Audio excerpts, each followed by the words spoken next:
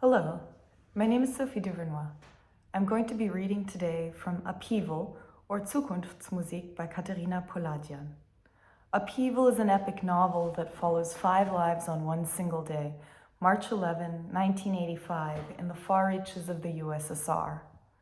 I'm going to read from the beginning and then move into a section about Janka, a young woman who has recently become a mother but wants nothing more than to be a singer.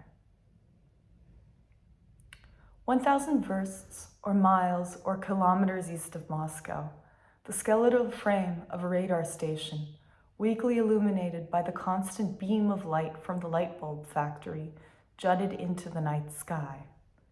This march was mild, with temperatures just below 0, and the sandy wasteland was covered with dirty snow. The snow also shimmered on the crest of the sharply sloped riverbank, and pale stars were set against the horizon, which made for a pretty sight, and below Janka knew the tar-black river carried everything along in its current, even time itself. Janka sat down on a tree stump, pulled up the zipper on her parka, and lit a cigarette.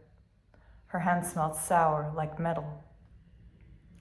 At the start of the night shift, the foreman had made an announcement to the workers, raising high a transistor radio that was blaring Chopin's funeral march. "You know what this means?" he'd shouted, and declared that there was no reason to give up.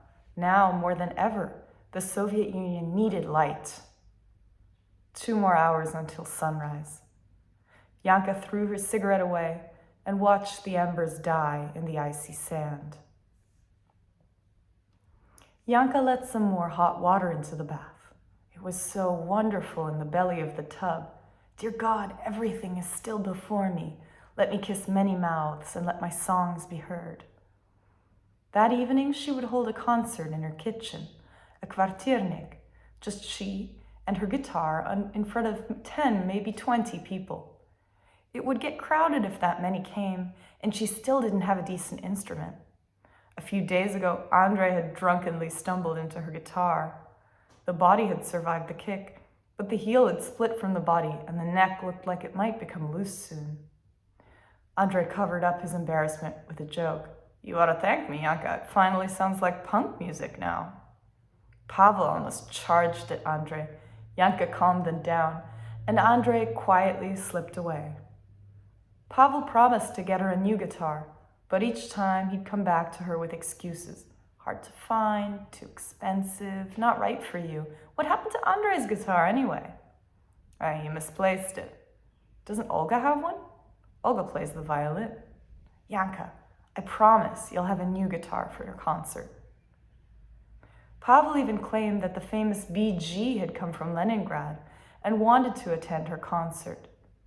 Andrei didn't think much of BG, called him a sellout and a traitor because of his Western girlfriend, who had allegedly smuggled his recordings to the United States and brought back a red Stratocaster. Now he could perform with his Stratocaster in the Leningrad Rock Club, under the eyes of the KGB, but still, in front of an audience and on a proper stage.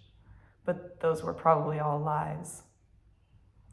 Andrei had also told her about a singer named Diagileva, who only made music for herself and didn't care whether anyone else liked her songs. But this Diagileva was probably one of the chosen few who roamed the country unafraid, with a burning soul, let herself be arrested, and had torrid love affairs with others of that chosen few. Janka's soul should burn too. She wanted to burn with love, be loved ardently.